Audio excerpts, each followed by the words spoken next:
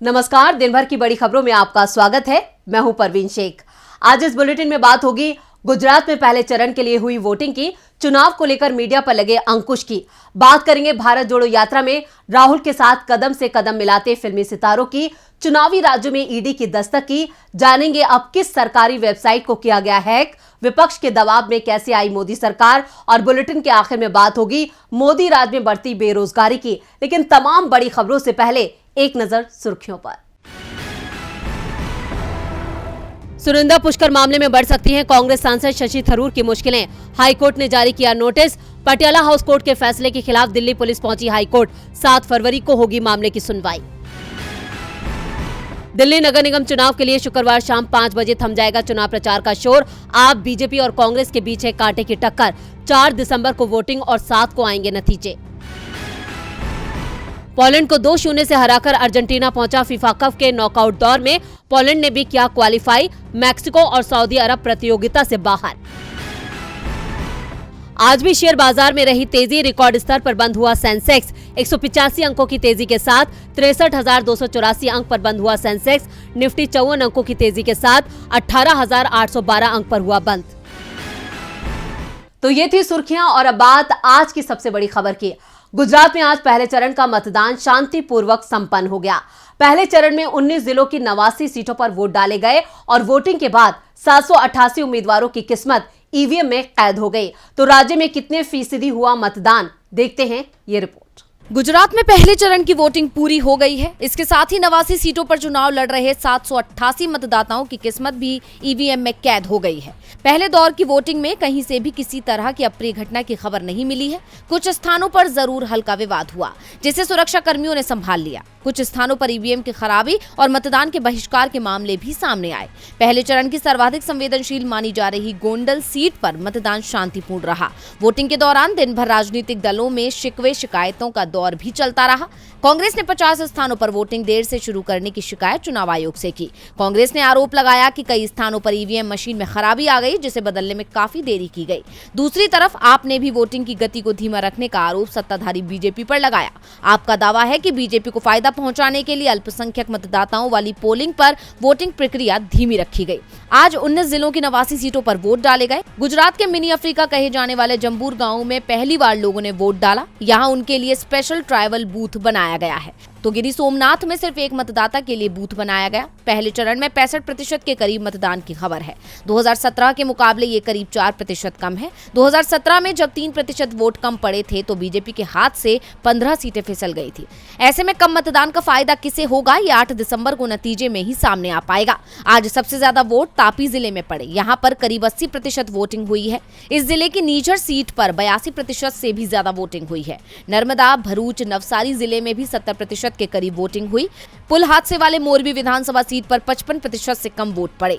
इस जिले की टंकारा सीट पर 69% और बांकानेर पर 59% वोटिंग हुई है। गुजरात के दूसरे सबसे बड़े शहर सूरत में 62% से ज्यादा वोटिंग हुई है। भावनगर में सबसे कम 55% वोटिंग हुई है।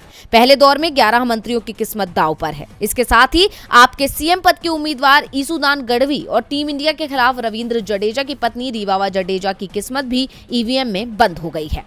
तो फर्स्ट फेज में रिकॉर्ड मतदान हुआ है। पहले चरण के मतदान के साथ ही अब बीजेपी से लेकर कांग्रेस के सभी दिग्गज दूसरे चरण के चुनाव प्रचार में जुट चुके हैं। तो इधर चुनाव आयोग ने चुनाव को लेकर मीडिया के लिए एक नई गाइडलाइन जारी की है।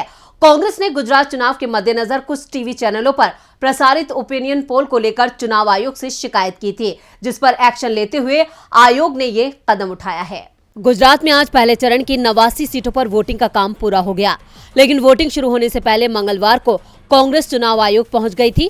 आयोग ने मीडिया में चल रहे एक तरफा चुनाव प्रचार को लेकर शिकायत की थी। कांग्रेस ने चुनाव आयोग से मांग की थी कि मीडिया चैनलों पर वोटिंग से 48 घंटे पहले भी ओपिनियन पोल और एग्जिट पोल दिखाए जा रहे हैं। वोटों की गिनती से पहले चुनाव परिणाम बताए जा रहे हैं, इस पर रोक लगाई जाए। ऐसे में मीडिया संस्थानों पर सख्त एक्शन लिया जाए। और कांग्रेस की शिकायत के बाद अब चुनाव आयोग ने मीडिया को लेकर एक बार फिर दिशा निर्देश जारी किए हैं। आयोग ने सभी मीडिया संस्थानों को सख्त निर्देश देते हुए एडवाइजरी जारी की है, जिसमें कहा गया है कि किसी भी तरह के एग्जिट पोल और ओपिनियन पोल पर 5 दिसंबर को शाम 5:30 बजे तक रोक रहेगी। कोई भी मीडिया समूह 5 दिसंबर को शाम 5:30 बजे तक एग्जिट पोल या ओपिनियन पोल का ना तो प्रकाशन करेगा और ना ही प्रचारित करेगा।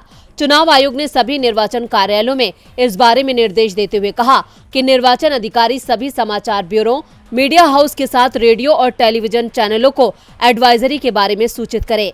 इसके साथ ही चुनाव आयोग ने मीडिया में चुनाव संबंधी खबरों को लेकर भी सख्ती दिखाने को कहा है। समाचार चैनलों पर चल रही खबरों और खबरनुमा विज्ञापनों पर नजर रखने के आदेश दिए गए हैं। आयोग ने साफ किया है कि उसकी कोशिश है कि सभी राजनीतिक दलों को चुनाव प्रचार के लिए बराबरी का स्पेस मिले।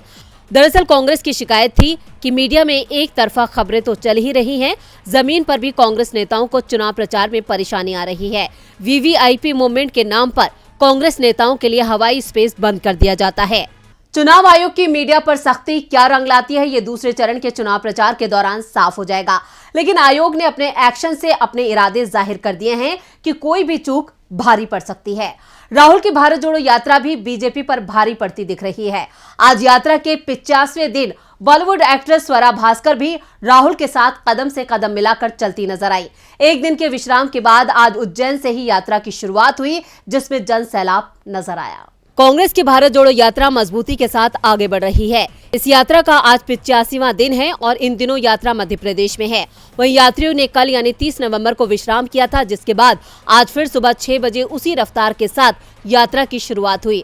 राहुल गांधी के नेतृत्व में यात्रा सुबह आरडी मेडिकल कॉलेज से शुरू हुई और यात्रा में भारी संख्या में लोग शामिल हुए। राहुल की एक झलक पाने के लिए सड़क के किनारे लोगों की भीड़ जुटी हुई थी। इन सब के अलावा यात्रा के 50वें दिन सबसे खास बात ये रही कि मशहूर अभिनेत्री स्वरा भास्कर भी कांग्रेस की भारत जोड़ो यात्रा का हिस्सा बनी, जिसकी तस्वीरें और वीडियो कांग्रेस ने अपने ट्विटर हैंडल पर साझा की हैं। तस्वीरों में स्वरा भास्कर कांग्रेस नेता राहुल गांधी के साथ कदम ताल करती हुई नजर आ रही हैं। कांग्रेस ने इन तस्वीरों को साझा करते हुए लिखा, आज प्रसिद्ध अभिनेत्री स्वरा भास्कर भारत जोड़ो यात्रा का हिस्सा बनी। समाज के हर वर्ग की उपस्थिति ने इस यात्रा को सफल बना दिया है। इसके अलावा राहुल गांधी की एक और खूबसूरत तस्वीर ने लोगों का ध्यान खींचा। इस तस्वीर में राहुल गांधी एक छोटे से बच्चे को अपने कंधे पर बिठाए हुए हैं। इस तस्वीर के साथ कांग्रेस ने लिखा, इन मासूम सपनों को मैं अपने कंधों पर उठा लूंगा। स्वरा भास्कर अक्सर मोदी सरकार की आलोचना करती नजर आती हैं और अपनी बेबाकी के चलते अक्सर बीजेपी समर्थकों के निशाने पर रहती हैं।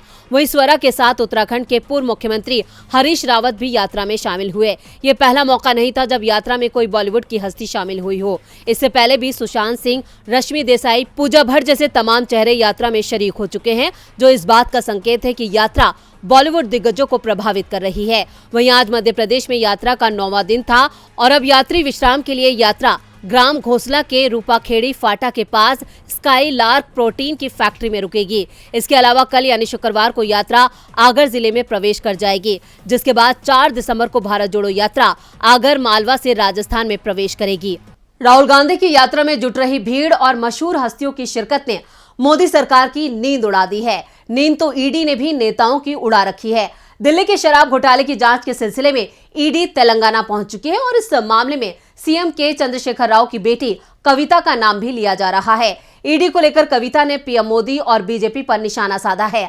कविता चंद्रशेखर ने आरोप लगाया कि चुनावी राज्यों में पीएम मोदी के पहुंचने से पहले ईडी की टीम पहुंच जाती है। ये सब एक साजिश के तहत होता है। देखते हैं ये रिपोर्ट। गुजरात में पहले चरण की वोटिंग जारी है तो वहीं तेलंगाना में ईडी को लेकर हंगामा मच गया है। ईडी को लेकर एक बार फिर बीजेपी और पीएम मोदी सवालों के घेरे में आ गए हैं। दिल्ली शराब घोटाले में प्रवर्तन निदेशालय की रिमांड रिपोर्ट में तेलंगाना के मुख्यमंत्री के चंद्रशेखर राव की बेटी कविता का नाम सामने आने के बाद फिर से बीजेपी और टीआरएस के बीच जुबानी जंग तेज हो गई है।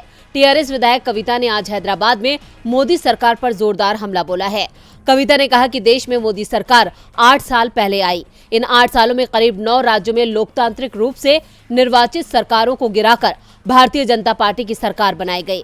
देश के बच्चे भी जानते हैं कि किसी प्रदेश में चुनाव होने वाला होता है तो वहां मोदी जी से पहले ईडी पहुंच जाती है।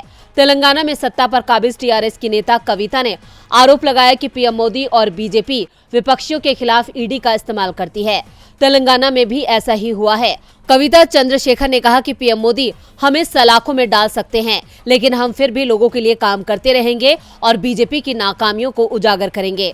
तेलंगाना में टीआरएस सरकार सुचारू रूप से चल रही है। हमने तेलंगाना सरकार गिराने की उनकी साजिश का पर्दाफाश किया है। तेलंगाना के लोगों ने इसे देखा है। राज्य में अगले साल चुनाव हैं और पीएम मोदी के तेलंगाना आने से पहले ईडी की टीम आ चुकी है। हम ईडी की टीम का स्वागत करते हैं और उसके साथ सहयोग कर रहे हैं। बीजेपी फिर ओछी चाल चल रही है। दिल्ली के शराब घोटाले की जांच में तेलंगाना के सीएम चंद्रशेखर राव की बेटी का नाम सामने आने के बाद से राज्य का सियासी पारा गर्मा गया है। ईडी इसी मामले को लेकर कविता की जांच कर रही है। कविता ने कहा कि केंद्रीय जांच एजेंसियों का बीजेपी राजनीतिक बदले के लिए इस्तेमाल करती है। राज्य में ईडी की एंट्री और टाइमिंग को लेकर अक्सर मोदी सरकार सवालों में रहती है। सवालों में तो आज देश की साइबर सुरक्षा भी है। 23 नवंबर को एम्स के सर्वर पर साइबर हमला हुआ था, जिसके बाद से ही एम्स में अभी तक ऑनलाइन अपॉइंटमेंट से लेकर तमाम सुविधाएं ठप पड़ी हैं। अभी एम्स में व्यवस्था सही हो भी नहीं पाई थी कि एक और सरकारी विभाग पर साइबर का हमला हो गया है। 23 नवंबर को एम्स का सर्वर हैक हुआ। अभी तक इसने काम करना शुरू नहीं किया है। एम्स की ओर से दावा हो रहा है कि 3-4 दिन में स्थिति पूरी तरह से सही हो जाएगी। एम्स के सर्वर को हैक करने के पीछे चीनी हैकर्स का नाम आ रहा है। दावा किया जा रहा है कि हैकर्स ने 200 करोड़ रुपए की मांग की है और ये पैसे बिटकॉइन के रूप में मांगे गए हैं। हालांकि दिल्ली पुलिस ने इस तरह की किसी भी मांग का खंडन किया है। India computer emergency response team CERT इन दिल्ली पुलिस और गृह मंत्रालय घटना की जांच कर रहा है, लेकिन अभी तक हैकिंग के सोर्स का पता नहीं चला है। एम्स का मामला सुलझा भी नहीं था कि अब केंद्रीय जल शक्ति मंत्रालय का ट्विटर हैंडल हैकर्स के निशाने पर आ गया और इसे भी हैक कर लिया गया। क्रिप्टो वॉलेट सुई वॉलेट को बढ़ावा देने वाला एक ट्वीट सबसे पहले जल शक्ति मंत्रालय के अकाउंट से सुबह 5:38 पर पोस्ट किया गया था। सुई के लोगों और नाम को दिखाने के लिए इसकी कवर इमेज के साथ अकाउंट की प्रोफाइल इमेज से तिरंगे को हटाकर सुई के लोगों में भी बदल दिया गया था। इसके बाद मंत्रालय के अकाउंट से लगातार कई ट्वीट किए गए। मामले की जानकारी सामने आने के बाद सिक्योरिटी एजेंसी और साइबर एक्सपर्ट्स जांच में जुट गए हैं।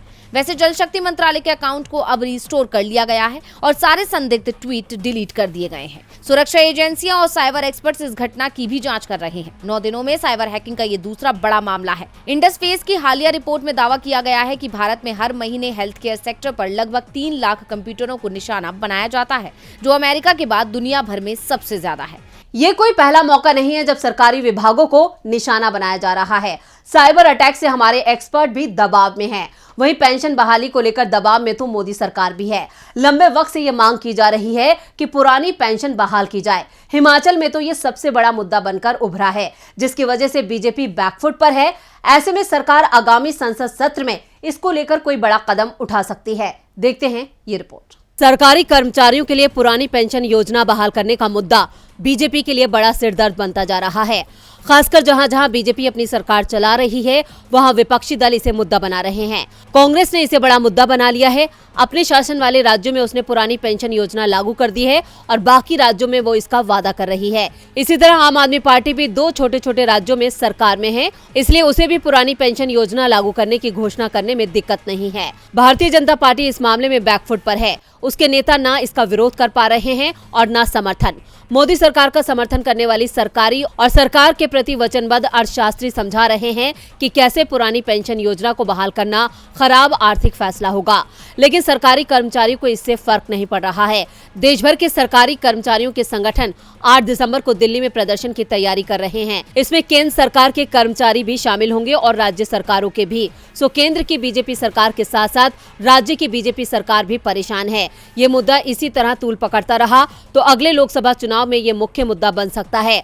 अगले साल बीजेपी के शासन वाले राज्यों में चुनाव हैं और वहां कांग्रेस इसका वादा करेगी। वैसे बीजेपी के नेता हिमाचल प्रदेश और गुजरात के नतीजों का इंतजार कर रहे हैं। दोनों राज्यों में कांग्रेस और आप ने पुरानी पेंशन योजना बहाल करने का वादा किया है। और बुलेटिन के आखिर में बात करते हैं बेरोजगारी दर में हुए इजाफे की। विपक्ष अक्सर आरोप लगाता है कि मोदी राज में बेरोजगारी चरम पर है, लेकिन सरकार विपक्ष को अनसुना करती है। ऐसे में अब एक रिपोर्ट सामने आई है जिसने मोदी सरकार के सभी दावों की पोल खोल दी है। साथ ही ये भी बता दिया है कि रोजगार के मामले में कांग्रेस शासित प्रदेश की स्थिति ज्यादा अच्छी है। क्या कहते हैं आंकड़े, देखते हैं ये रिपोर्ट। मोदी सरकार ने रोजगार देने के बड़े बड़े वादे तो किए थे, लेकिन सरकार के सारे वादे जुमले साबित हुए हैं, जिसका सबूत है वो आंकड़े जो समय समय पर सामने आते रहते हैं। हालांकि विपक्ष तो हमेशा ही मोदी सरकार पर बढ़ती बेरोजगारी को लेकर निशाना साधता रहता है, लेकिन सरकार विपक्ष की बातों पर ध्यान नहीं देती। इतना ही नहीं, विपक्ष का आरोप है कि मोदी सरकार विपक्ष की आवाज दबाने की कोशिश करती है और जनता को मुद्दों से भटकाती है। और आज सरकार की नजरअंदाजी और लापरवाही का नतीजा आंकड़ों के जरिए सामने आ रहा है। Centre for monitoring Indian economy ने जो रिपोर्ट जारी की है, उसके आंकड़ों ने सभी को हैरान कर दिया। ये आंकड़े बताते हैं कि भारत में बेरोजगारी दर नवंबर माह में बढ़कर 8% हो गई, जो 3 महीने में सबसे ज्यादा है। पिछले महीने में बेरोजगारी दर 7.77% थी। CMIE के आंकड़ों के मुताबिक नवंबर में शहरी बेरोजगारी दर पिछले महीने के 7.21% से बढ़कर 8.96% पर आ गई, जबकि ग्रामीण बेरोजगारी दर 8.04% से घटकर 7.55% पर पहुंच गई है। मुंबई बेस्ड CMIE के आंकड़ों पर इकोनॉमिस्ट और पॉलिसी मेकर्स पैनी नजर रखते हैं, क्योंकि सरकार अपने मंथली आंकड़े जारी नहीं करती है। वहीं आंकड़ों के मुताबिक नवंबर महीने में कांग्रेस शासित प्रदेश छत्तीसगढ़ में बेरोजगारी दर अब तक के सबसे न्यूनतम स्तर 0.1% पर पहुंच गई। ये देश भर में सबसे कम बेरोजगारी दर है। वहीं इस महीने में सबसे ज्यादा बेरोजगारी बीजेपी शासित हरियाणा में 30.6% रही, जो डबल इंजन सरकार के दावों की पोल खोलती है। इन आंकड़ों ने एक बार फिर मोदी सरकार को कटघरे में खड़ा कर दिया है। तो आज इस बुलेटिन में बस इतना ही। देखते रहिए DB लाइव। नमस्कार।